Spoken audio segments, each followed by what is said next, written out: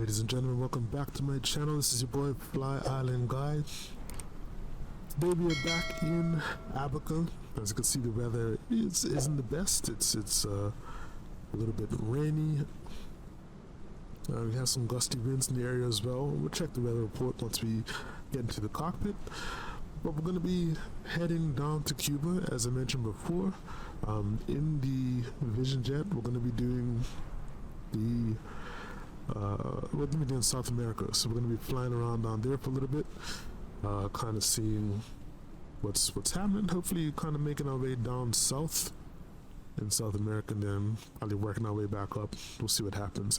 Probably might not do the whole thing in the VisionJet, but now we'll work with the VisionJet, just kind of get used to it and that sort of thing. Alright, so let's hop to the flight deck, and as you can hear, it's a little loud inside here, so what we'll do is we'll come down to VAMs, pull up our Bose settings, let's get our headphones on, let's get our active noise reduction on. Alright, things are a lot quieter. Okay. So, where in Cuba are we going to be heading? So I'm just going to go ahead and pull that up. We're going to be going over to Santiago de Cuba. I guess that's how it's pronounced. Airport IATA is MUCU. And if we look at windy.com right now, everything is looking good all the way down. We are looking at pretty clear skies there. Currently right now, the winds are out of 210 at 7 knots. Very high visibility, 9,000 meters. Nice warm temperatures compared to what we've been feeling here in Canada. And if we come back up to Abaco, could have sworn it looked a lot different just now. Let's see, MYAS Sandy Point. That's weird. The weather just changed up a little bit, but yeah, it definitely was a little worse before. But there definitely is some snow and like high clouds in the area, so we're gonna keep an eye out for that. But things look like they're clearing up a little bit, but there still is a little bit of rain out there. I don't know if I said snow just now. I meant to say rain. Once we get kind of up and over this cloud, it should be all right. The cloud covered doesn't seem too dense, but we shall see. All right, so we have already gotten our flight plan in.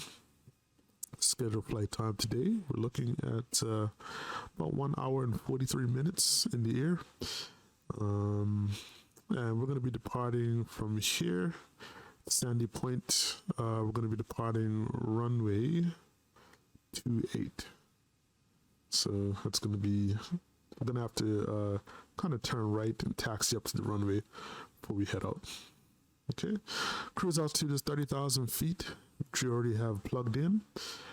So I think right about now we're kind of good to go to get the aircraft started. So let's go. And we'll get our strobes on. Actually, forgot. I need to actually like load the aircraft and stuff in SimBrief. So we have, as far as I could see here.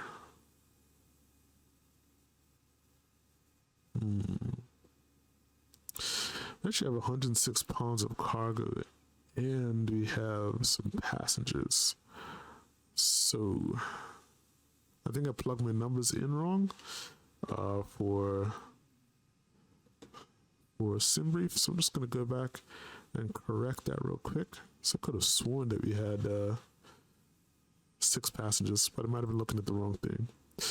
So if you just give me a second here, folks, I'm just going to go and edit my flight plan, and we'll have to like change up the fuel a little bit, and then we'll be right back. Okay. All right, folks, and welcome back. Sorry about that. I made a little bit of an error in my calculations, but we are good to go now. What I have to go and do is I'm just going to go back and check my initialization one more time. I just want to make sure I have all my correct fuel and everything inside there. Let's just go to weight and balance.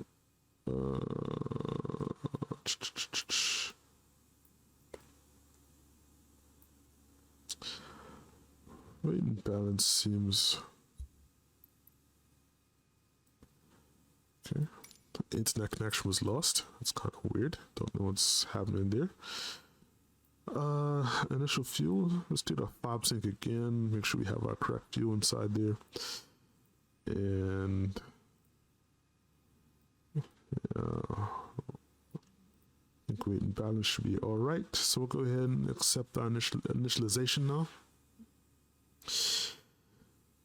And speed bugs. We go ahead and get all these up here.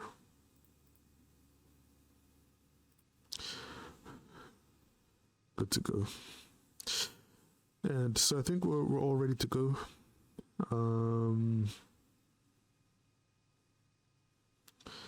Yeah, I think everything is all set. So we're going to go and we're going to get the aircraft started.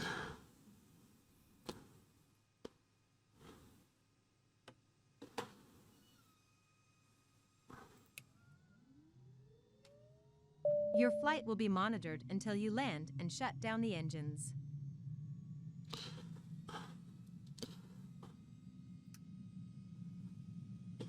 So here the aircraft is powering up.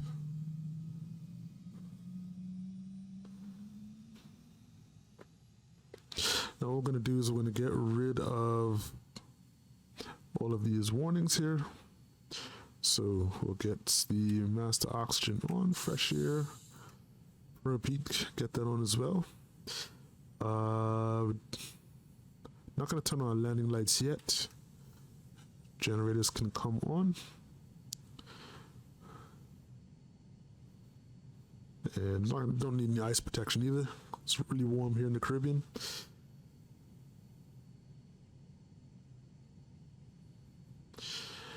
All right, so this is going to be a relatively short taxi to take off. So what I'll do is going to see if I could find the timer. There we go. And we're going to go ahead and start the timer now.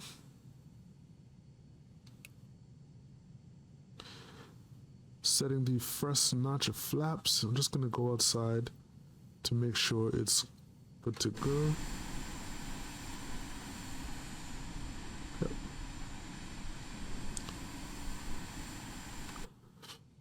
All right, we're good.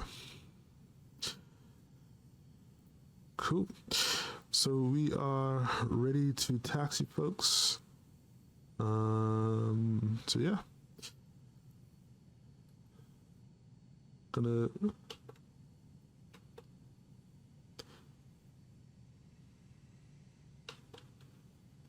disconnect our parking brake. Actually need to set that button, but we'll just do it manually for now. And I believe parking brake is down below. There we go.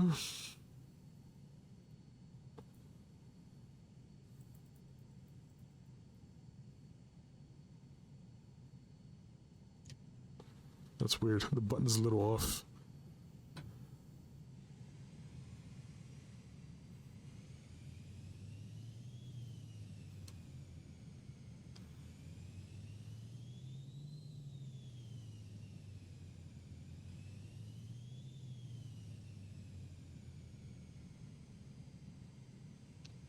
Just for the record as well, unfortunately my joystick kind of had some mechanical issues, so and I'm actually traveling again, so I just went and I picked up a very cheap Extreme Logitech Extreme 3D Pro, which is kind of the fresh joystick that I had. If anybody knows about this joystick, it is extremely inexpensive.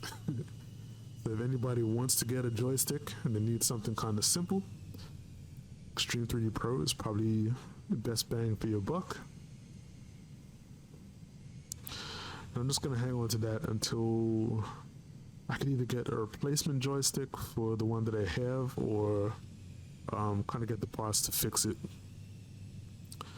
Basically, when I put it together, I didn't secure it properly and ended up like splitting a bunch of wires every time I picked it up. So yeah, just need to make sure I get that fixed.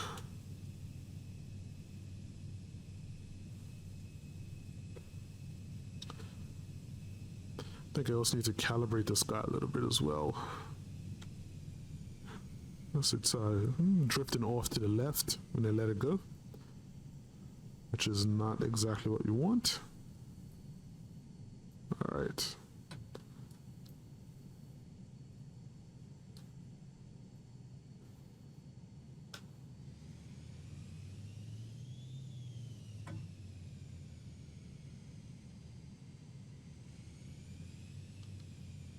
But it'll do for now. In a pinch, I'll just play around with it after I get this flight done.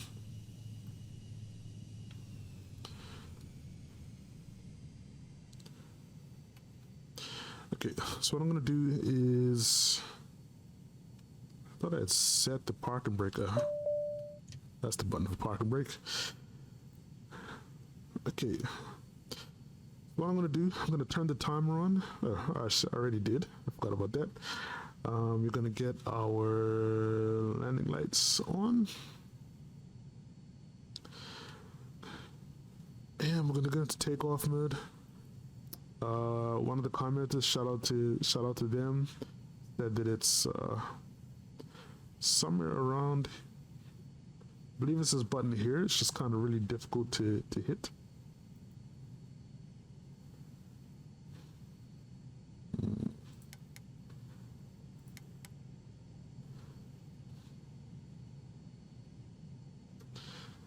So let's just see if I can get to it. There we go. Did it actually do anything? Oh yeah, it did. It did. Okay, so it's in takeoff mode now. As you can see, the crosshairs are like now pointing at 5 degrees nose up, which is what we want. All right.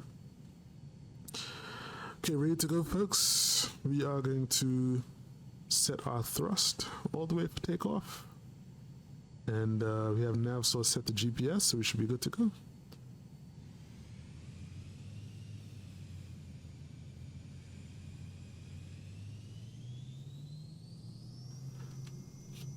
Takeoff thrust set and checked.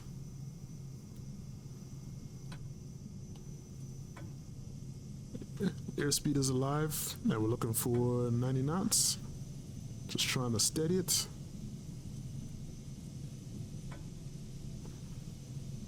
Not sure what's going on with this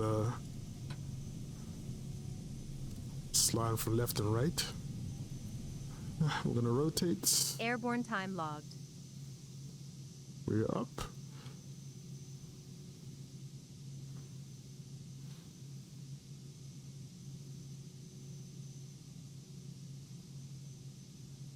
Gonna go gear up.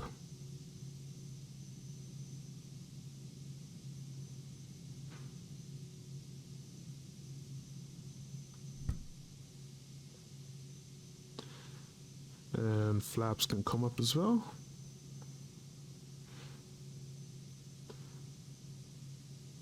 So I'm not sure why we were sliding left. Oops.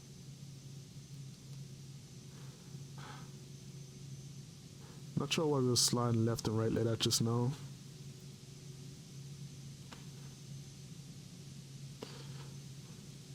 But it does seem like we're getting tossed around pretty good up here.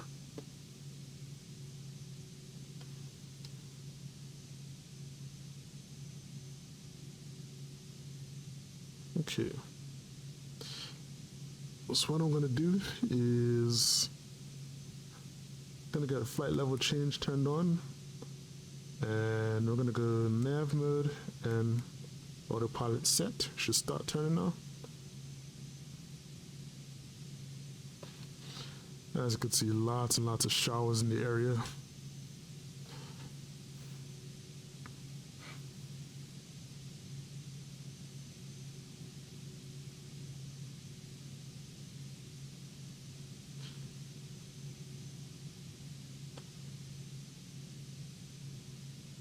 So it is bad out here. I'm gonna see if I can get the wind information up, because I'm not sure why it's not showing.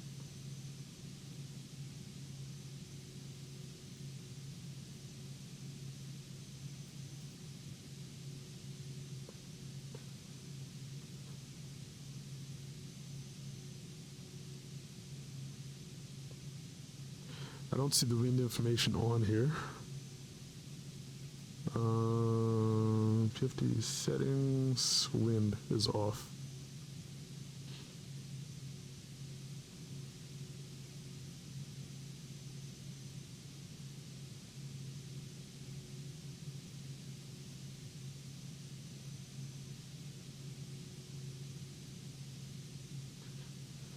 All right, so we're coming through the clouds. You can see lots and lots of rain on the windshield.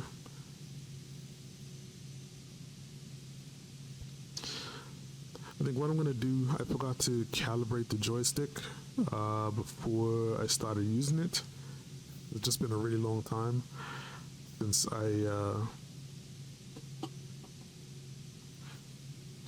I switched joysticks. But yeah, that was not a very good takeoff. I was basically sliding left and right going down the runway.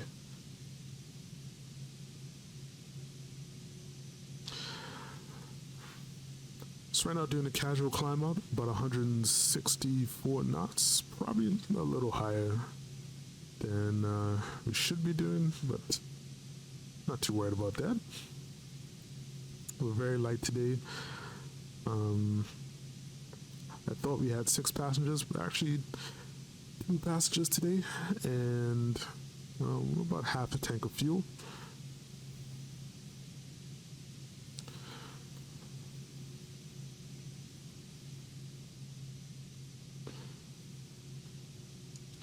Getting a nice little view of Abaco on the way out. Check the right side, not too much to see over there.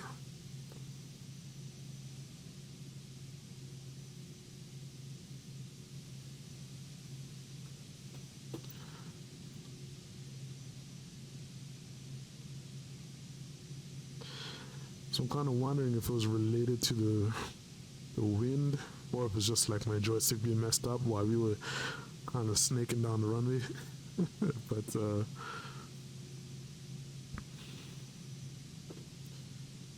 gonna bring our thrust back to MCT.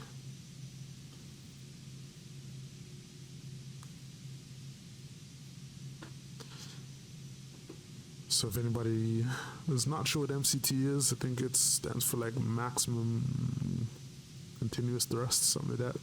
Could be way off.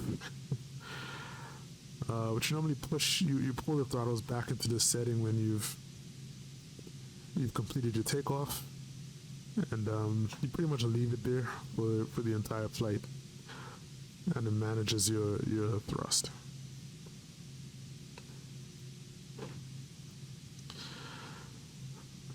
Looking at windy.com, maybe this isn't very accurate. One of the things that I look at is kind of this like cloud coverage diagram here, which normally shows, which kind of shows how high up the clouds are. So right now, I think it's saying here at around 2 o'clock local time, which is kind of very near to now. Actually, that's not 2 o'clock local time. It's saying 7 a.m. So this is real time. This is actually being recorded on Tuesday. and we're at about right here after 1. So clouds up to about flight level 300, it's close to 30,000 feet. So we may be seeing cloud cover all the way up to our cruising altitude, which is a definite possibility. Maybe not though, because it doesn't look like it's going to be all the way up there. But we'll see. It looks like we're actually crossing out of the thick of it now. Still a little bit more cloud cover above us, so hopefully we'll be kind of sitting at the top of it for most of our flight.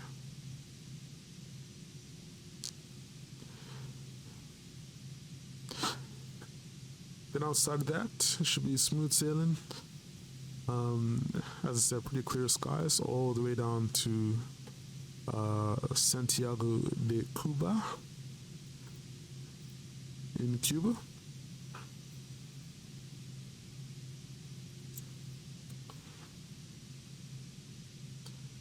And just to talk about that real quick, so Santiago de Cuba is the second largest city in Cuba, and it's the capital of the Santiago de Cuba province. It lies in the southeastern area of the island, which is where we're heading, about 870 kilometers southeast of the Cuban capital of Havana. The municipality extends over 1,023 kilometers squared and contains communities of Antonio Macio, Bravo, Castillo Dueña, Dacari, El Kenny, El Cobre, El Cristo, Aguilera, Late Vidal, Moncada, and Siboney. And historically, Santiago de Cuba was the second most important city on the island after Havana, and remains the second largest. It's on a bay connected to the Caribbean Sea and an important seaport.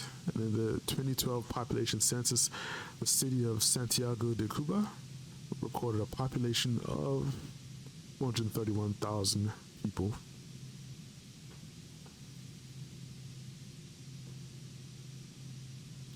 So from a historical point of view, Santiago de Cuba was the fifth village founded by Spanish conquistador Diego Velázquez de Cuellar on July 25th, 1515. The settlement was destroyed by fire in 1516 and was immediately rebuilt. And this was the starting point of the expeditions led by Juan de Grijalba and Hernan Cortez to the coast of Mexico in 1518 and 1538 by Hernando de Soto's expedition to Florida.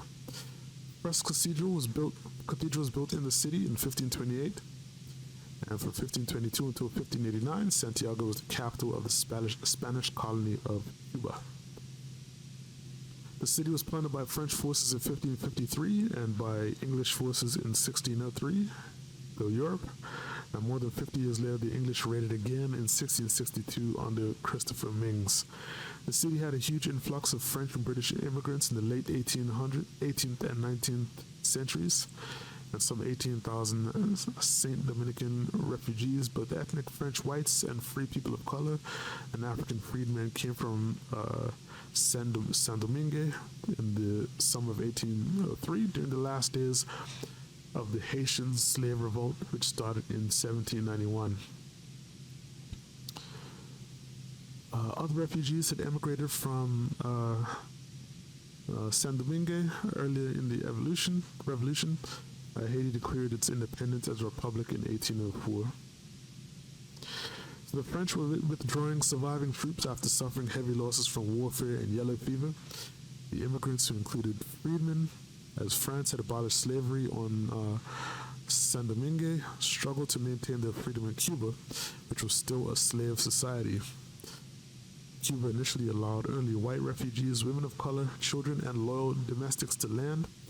French troops and all men of color over the age of 13 were held offshore to be rapidly deported to the mainland, as they were considered a revolutionary threat. Some French soldiers joined the refugees in Charleston, South Carolina, or New York City. Others went to New Orleans. And the refugees who stayed added to the city's cultural mix, already rich with Spanish and African culture. Some of the women and children were impressed into slavery again, unfortunately, although they had been free. In 1809, after Napoleon Bonaparte's forces invaded Spain, French citizens were ordered out of Cuba. Most went to the United States, and thousands settled in New Orleans. If you don't know, New Orleans is a very heavily French-influenced culture, with the freedmen increasing its African culture, and as most had seen, born in Africa. The ethnic French whites and free people of color generally with longer ties to French culture added their flavor to the culture of the city as well. Near the end of the century, during the Spanish-American War, Santiago was the site of the major defeat of Spanish troops at San Juan Hill on July 1st, 1898. After capturing the surrounding hills, United States General William Rufus Shafter laid siege to the city. Spain later surrendered to the United States after Admiral William T. Sampson destroyed the Spanish Atlantic Fleet just outside Santiago's harbor on July 3, 1898.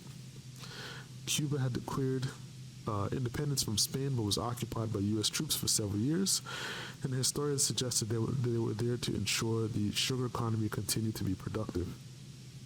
Jose Marti, and if you don't know, if that name seems familiar, there's an airport in Cuba, I believe, named after him as well. A Cuban poet, writer, and national hero is buried in Santa Ifigenia Cemetery in this city.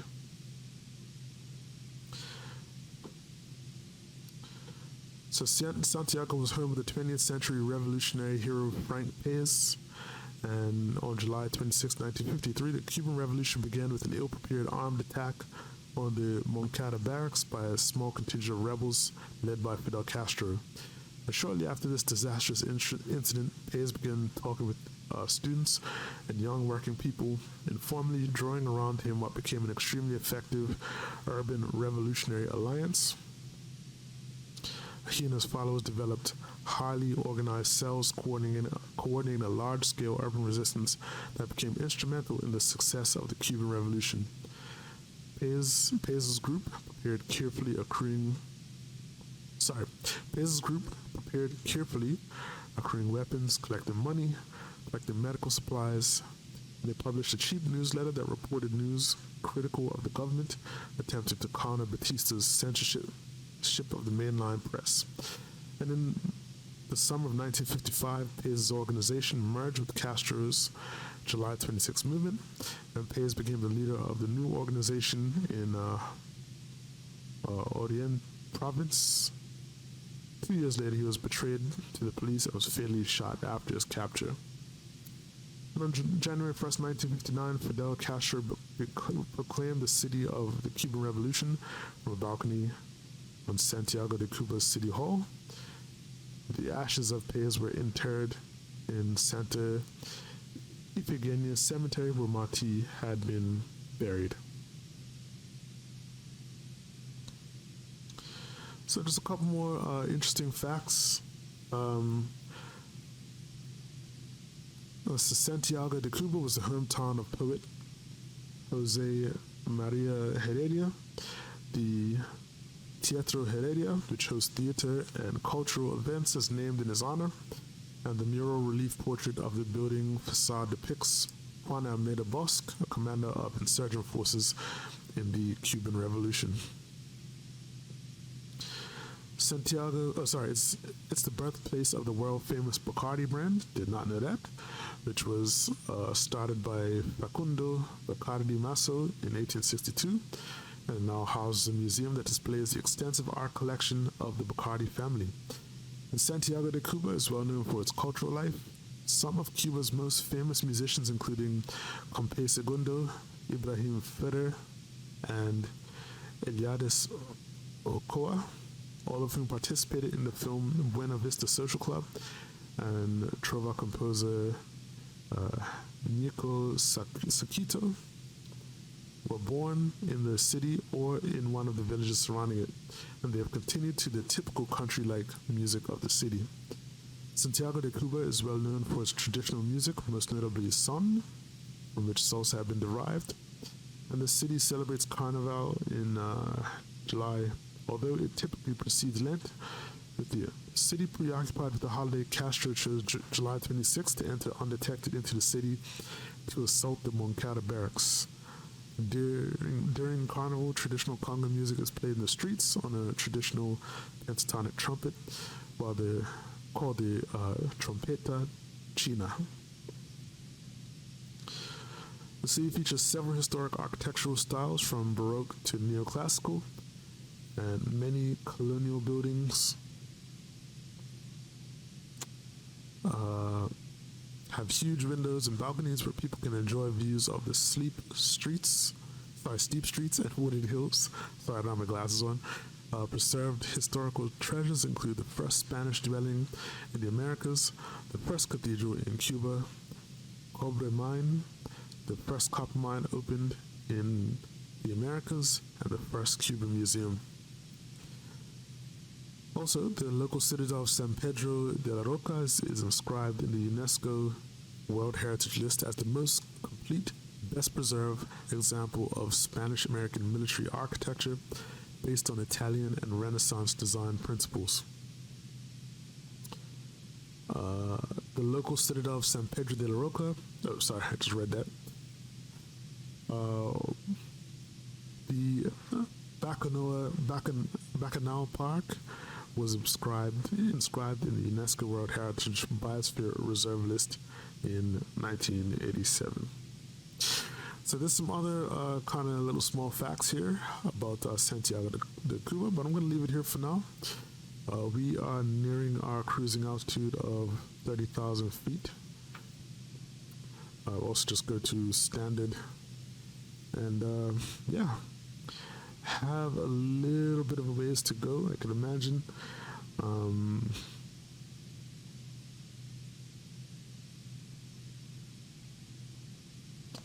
But yeah, 229 nautical miles to Avaru, which is going to be the start of our. That's going to be the start of our approach. That's the start of the arrival. Into the airport. So when I come back, folks, we'll be as usual, well into our descent, and hopefully we have a nice smooth landing in Santiago de Cuba, and hopefully we'll also get some good views on the way. One thing that I love about this aircraft is these huge windows, huge panoramic windows, so we get a good view of everything in the area. So yeah, I'll see you guys when we get back. All right, this is your boy FlyIslandGuy. Ladies and gentlemen, welcome back. We are starting an absolutely beautiful approach into Santiago de Cuba. As far as I know, and judging by the map right now, the airport's going to be somewhere kind of off to the left out here. But we have to come over these mountains to be able to get lined up on the runway. Either we're going to come over the mountains here, or we are going to, looks like we're going to probably turn left and approach more on the left side of this mountain range. But I'm actually excited to see how this approach turns out. So just to give you guys an idea of what we're doing right now, bringing up Navigraph charts. Currently we are going to be doing the ILS runway 10 approach, which is going to have us coming through this CU720 initial approach fix, and we're going to make our way to the Darbo waypoint and then turn left to eventually intercept the ILS at the CU725 waypoint.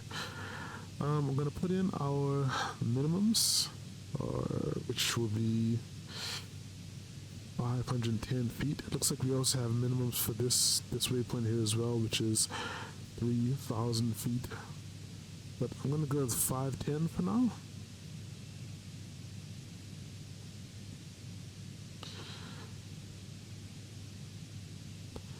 So let's go. Minimum is going to be 510 feet. Also going to adjust our altimeter to the local altimeter setting, which is 298. Weather-wise, as you can see, everything is beautiful here right now. It does look like that we have a fog layer over the airport, or kind of in the direction of the airport. Let me check our approach settings again, just to make sure.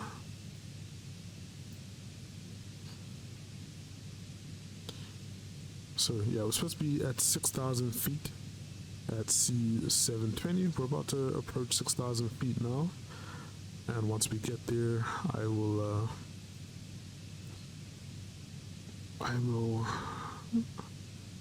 set our altimeter to go lower. Right now, still using the auto throttle. Setting the auto throttle at 700 and sorry. The auto throttle set to 179 knots. We could actually dial it back a little bit. Go to 160 knots. Now we'll just slow down more as we get closer. Altimeter now. I'm just going to get prepared. According to our approach, we should be going to 4,500 feet at DARPO. So I'm just going to set it for 4,500. And once we cross CU720, we could start our descent to 4,500. So as far as I could see, this approach it should take us on the other side of this mountain. As the airport is basically like right on the edge. It's right on the edge of the coast. So I think last time we tried an RNAV approach or an ILS approach, it didn't really work out too well for some reason, and I'm not too sure why. But let's see how things go this time around.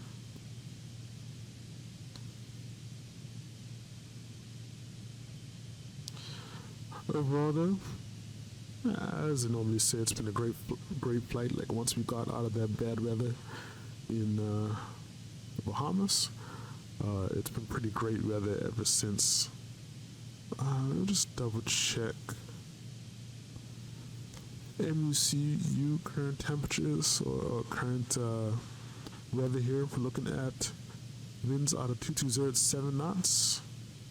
Varying from 190 to 190 to 250. The visibility is still 9 kilometers.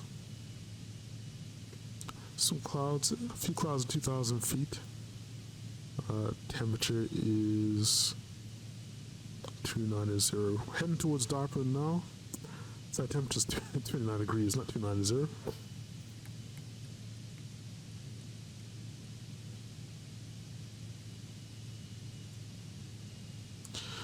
Starting our descent to 4,500. Once we hit DARPO,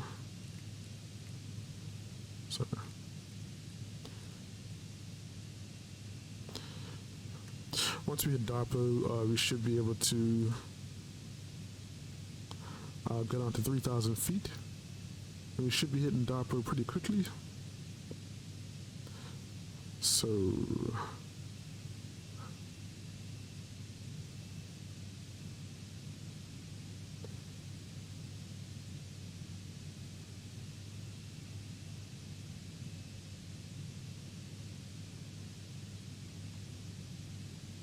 Alright, so we've crossed over this little mountain range here to our left.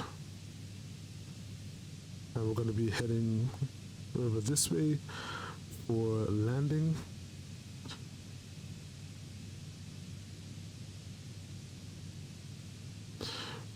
Once we start that left turn, we'll go ahead and going to capture the localizer and prepare for landing.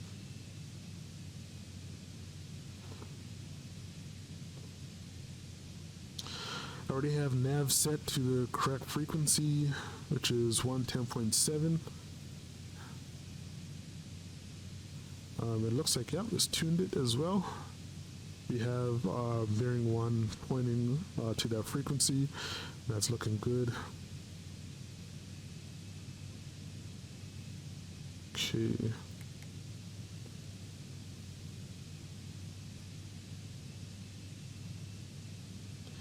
Alright, so we're starting our turn.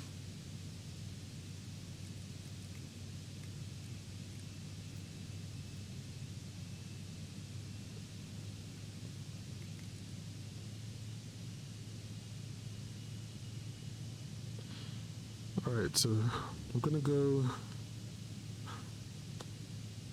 into approach mode and we're gonna descend to 3,000 feet.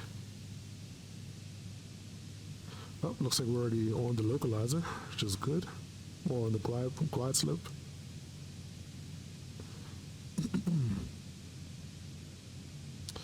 Just want to get our map.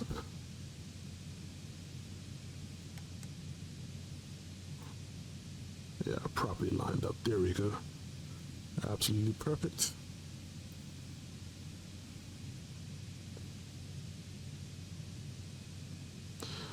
So what we'll do is slow down a little bit more.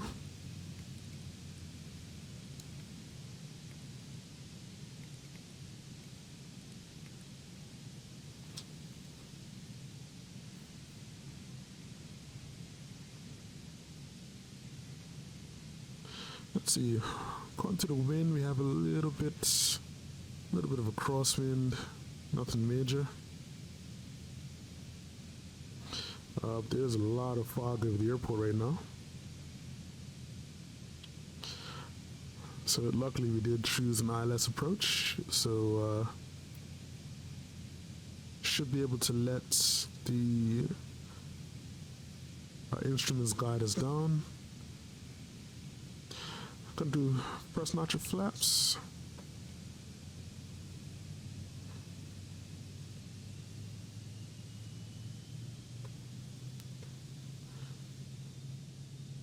This has been a pretty amazing approach though. What I'll do is I need to get a screenshot real quick. So let's go outside.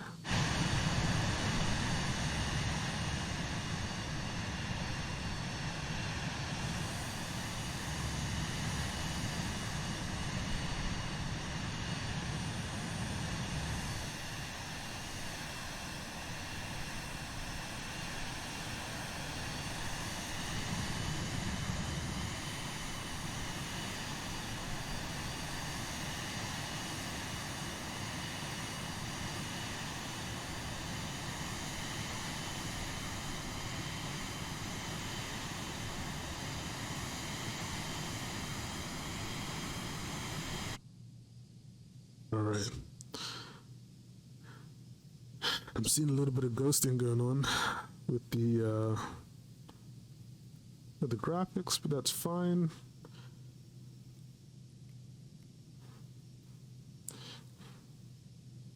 Alright, we are now on final approach. We've passed the final approach fix. Let's go full flaps.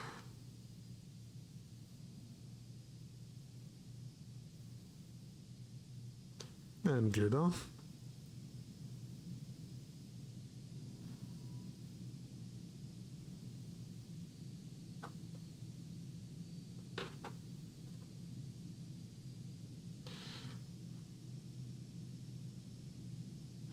And what I'll do is let's turn off the auto throttle because we don't really need it anymore. I'll just control it by hand.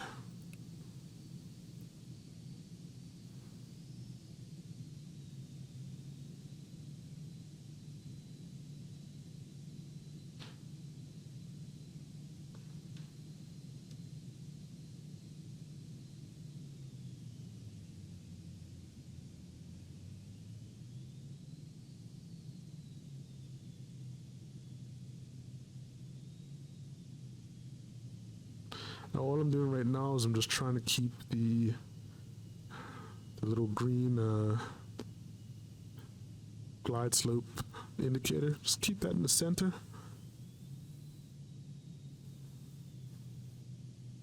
And just kind of staying on approach speed, which is about 100 knots or so, a little over 100 knots. Airport should be straight ahead of us.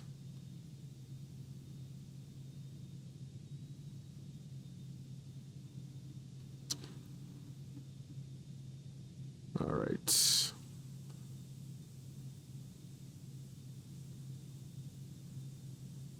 I believe that's it right there. Okay, it looks like we are off to the right a little bit. Okay, so I'll take over from here. Yaw damper, autopilot off.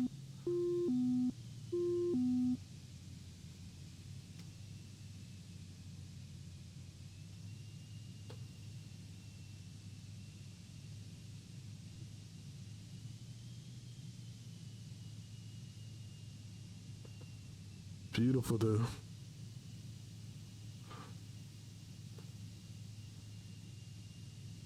All right. Wind 180 at 8 knots.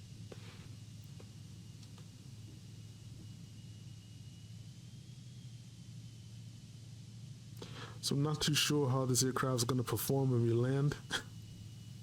It's feeling extra squirrely right now for some reason though.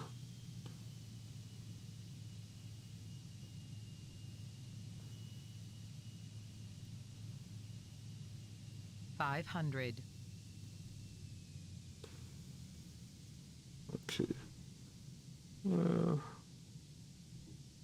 We are off to the right a little bit.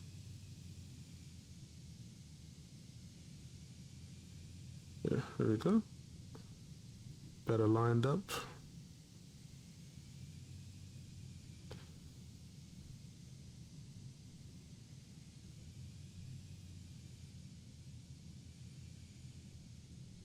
Okay. Pull back on the nose. Landing time logged. Beautiful.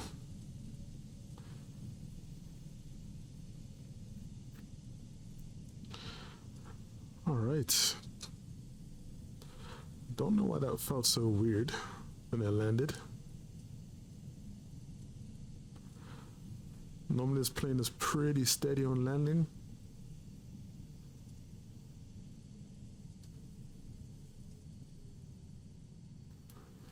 Ladies and gentlemen, welcome to Santiago de Cuba.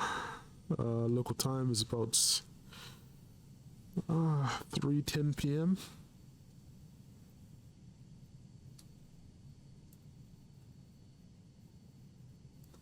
So, gonna go flaps up, and I think I'm just gonna come here.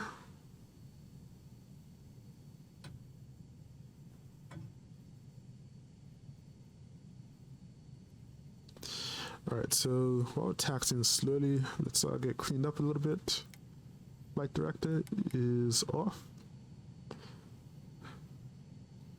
Let's get our landing lights off.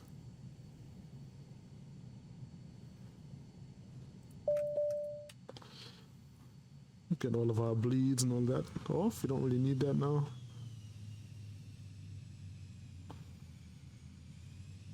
I was hoping the FSLTL would actually drop some aircraft at this airport, but guess not.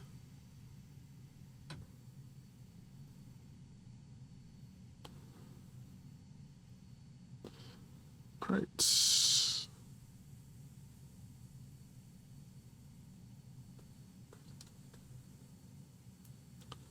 There we go. So we can come forward a little more.